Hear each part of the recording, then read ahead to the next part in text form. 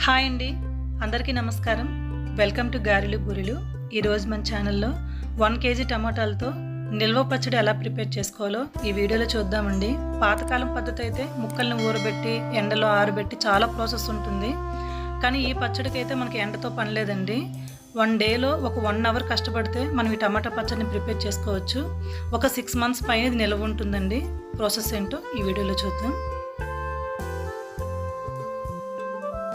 పచ్చడి కోసం ఒక 1 కేజీ నాటు టమాటాలను తీసుకోవాలండి.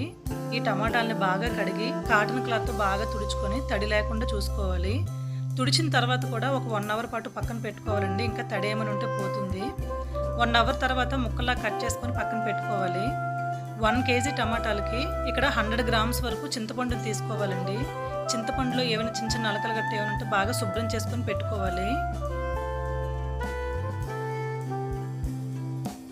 ఒక 3-4 కరివేపాకు రెబ్బల్ని తీసుకొని బాగా కడిగి ఒక కాటన్ క్లాత్ మీద వేసుకోవాలండి. తడి బాగా ఆరనివ్వాలి. స్టవ్ మీద ప్యాన్ పెట్టుకొని 1 టీ స్పూన్ వరకు మెంతుల్ని తీసుకొని లో ఫ్లేమ్లో ఒక 2 మినిట్స్ పాటు ఫ్రై చేసుకోవాలండి. మెంతులు బాగా ఫ్రై అయిన తర్వాత 1 టీ స్పూన్ వరకు జీలకర్ర, 2 టీ స్పూన్ల వరకు ఆవాలు వేసుకొని మళ్ళీ లో ఫ్లేమ్లో ఒక 2 మినిట్స్ పాటు ఫ్రై చేసుకోవాలి.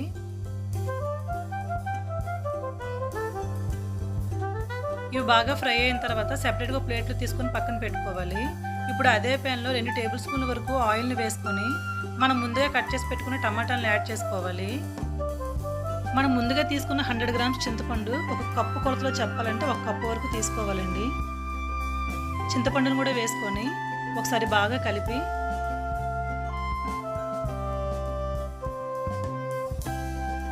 మూత పెట్టి ఒక 50% వరకు కుక్ చేసుకోవాలండి. 50% కుక్ అయిన తర్వాత ఒకసారి బాగా కలుపుకొని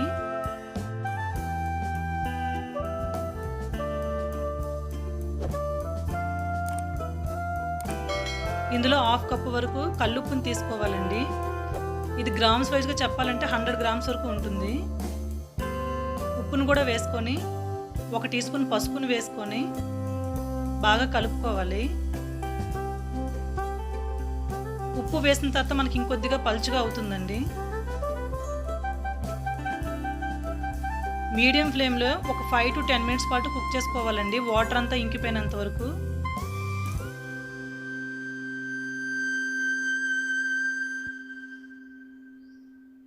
మనకి టమాటా అనేది ప్యాన్ నుంచి సెపరేట్ అయినంత వరకు కుక్ చేసుకోవాలి. ఇప్పుడు గ్యాస్ ఆఫ్ చేసి పూర్తిగా చల్లారనివ్వాలండి. మిక్సీ జార్ని తీసుకొని మనం ముందుగా ఫ్రై చేసి పెట్టుకున్న ఆవాలు, జీలకర్ర, మెంతుల్ని వేసుకొని మెత్తగా పొడిలాగా ప్రిపేర్ చేసుకోవాలి. ఇందులో 15 వరకు వెల్లుల్లి రెబ్బల్ని తీసుకొని మెత్తగా మిక్సీ పట్టుకోవాలి. ఇప్పుడు టమాటా అనేది బాగా చల్లారిపోయిన తర్వాత 1 కప్పు వరకు పచ్చడి కారం వేసుకోవాలండి. గ్రామ్స్ వైజ్గా 100 గ్రామ్స్ ఉంటుంది. మనం మిక్సీలో గ్రైండ్ చేసి పెట్టుకున్న ముద్దను కూడా వేసుకొని బాగా మిక్స్ చేసుకోవాలండి.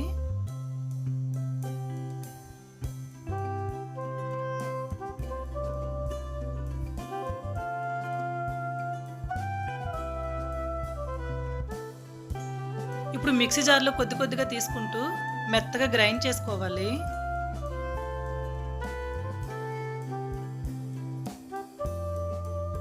ఇలా గ్రైండ్ చేసుకున్న తర్వాత సెపరేట్గా ఒక బౌల్లోకి తీసుకోవాలండి.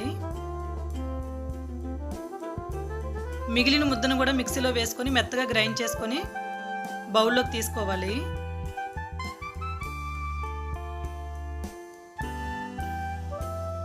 ఇట్లా మిక్సీ వేసుకున్న తర్వాత మూత పెట్టి పక్కన పెట్టుకోవాలండి. పోపు కోసం స్టవ్ మీద ప్యాన్ పెట్టుకొని 1 కప్పు వరకు పల్లీల ఆయిల్ కానీ నువ్వుల ఆయిల్ కానీ తీసుకోవాలండి. నేను పల్లీల ఆయిల్ తీసుకున్నాను.